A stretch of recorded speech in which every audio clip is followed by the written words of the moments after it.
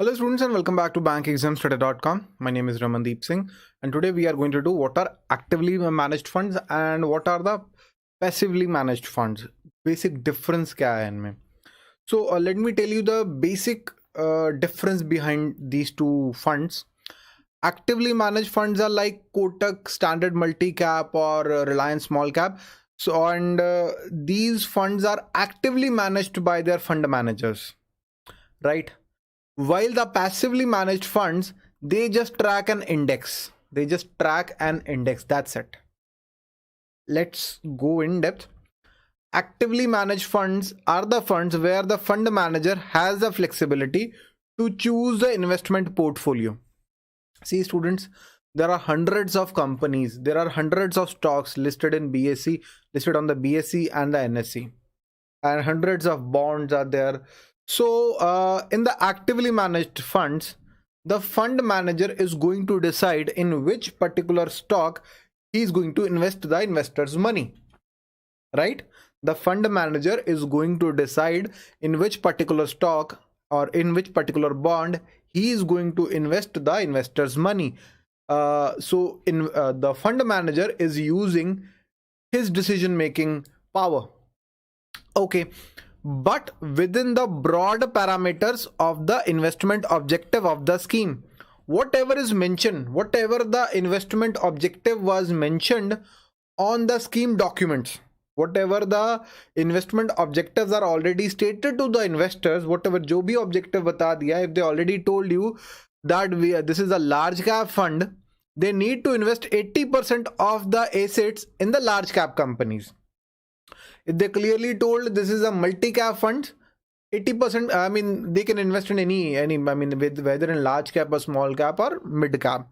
I mean, whatever the investment objective is, they need to work according to the investment objective of the scheme. But they can make decisions, right? So this is an actively managed funds. Obviously, the expense ratio is going to be high because the manager and his team, they are working on this. They are analyzing the various stocks and then they are making the decisions, right? So actively managed funds, the expense ratio is going to be higher. The expense ratio is going to be higher than passively managed funds because the team, the whole team of fund managers is working is working to select the stocks, to select the bonds, right?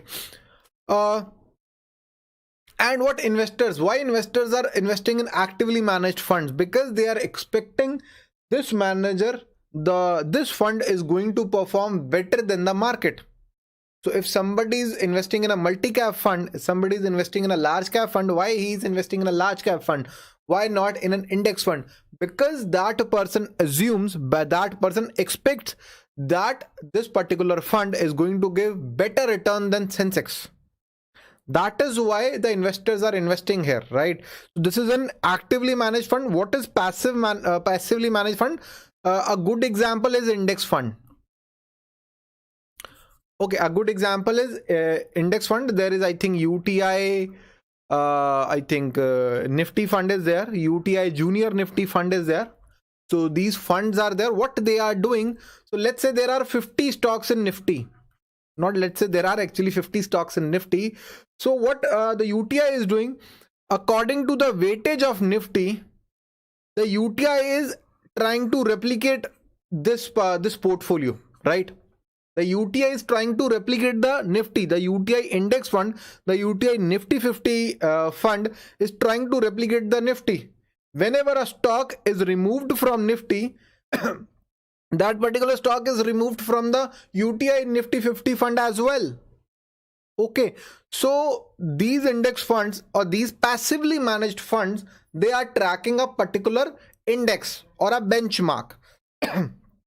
And because not many people are involved in the, because the fund manager is not putting in so many efforts because he's just tracking the Nifty. So the expense ratio is normally very low. Normally it is less than 0.5%. while in case of actively managed fund it is 1% to 1.5%, and in some cases it is more than 2%, that too in direct funds, right? So a passive fund, it actually tracks an index or a benchmark, right? So expense ratio is normally really low than the actively managed funds, and what the investor is expecting, that his return should be equal to market returns. The returns should be equal to market returns. Even if the return is more or less than the market returns, then there is high tracking error. Okay, if the index is moving like this, then the index fund should move like that as well. If index fund is moving like that, then this thing is tracking error.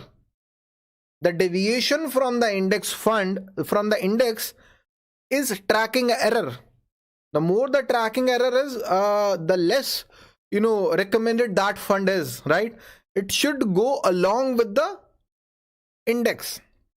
Now, what is an ETF and what is the difference between an ETF and index fund? See students, in case of an index fund, you are dealing with the AMC. You are buying your units from AMC, let's say Reliance Mutual Fund or UTI. You are buying your funds, you are buying the fund from AMC and you are selling it back to the asset management company only. But in case of exchange traded funds or the ETFs, what they are doing is they are making a unit. Let's say they made a pharma, let's name them anything, right? They made an ETF. Let's say one unit is consist of some portion is, let's say Reliance Industries is there, Hero Motocorp is there, Ashok Leyland, whatever the funds, right? There is just one unit of this particular ETF, right? And then this particular ETF is listed on a stock exchange. If you want to buy this ETF, you need to go now. After the NFO is done, if you want to buy or sell, you need to go to the stock exchange, because ETFs are listed on the stock exchanges. So ETFs are also passive funds whose portfolio replicates an index, such as an equity market or commodity market, similar to index funds. But the basic difference between an ETF and an index fund is, in case of an index fund, you need to go to the AMC. In case of an ETF, you need to go to the stock exchanges, right? The units are issued to investors via new fund offer via AMC, after which they are available for sale and purchase on a stock exchange. That is the basic difference between an ETF and an index fund. An ETF is traded on a stock exchange, and index fund you need to buy or sell through an asset management company. That is the basic difference between index fund and exchange traded fund. Otherwise, the exchange traded fund is also replicating an index. I mean, it may replicate Sensex, it may replicate S&P 500, right? The basic difference is index fund, you need to go to AMC to buy or sell. In case of an ETF, exchange traded fund, you need to go to the stock exchange to buy or sell, right? So that is the basic difference between the index fund and the exchange traded fund.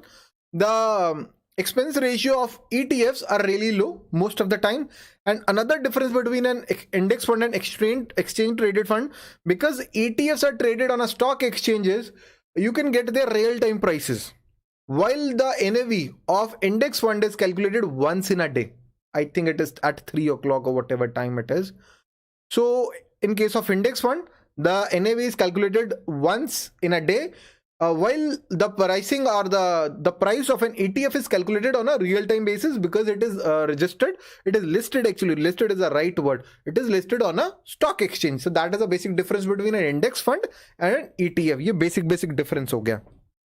So students, that's all for today. Please install the Bank Exams Today mobile application in case you are looking for the courses for RBI Grade B, NABARD, or the professional exams like NISM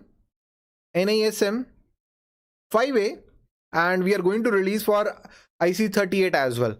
So that's all for today, students. Thank you and have a very nice day. Please install this mobile application. Thank you. Please subscribe the channel as well. Really important for us. Thank you.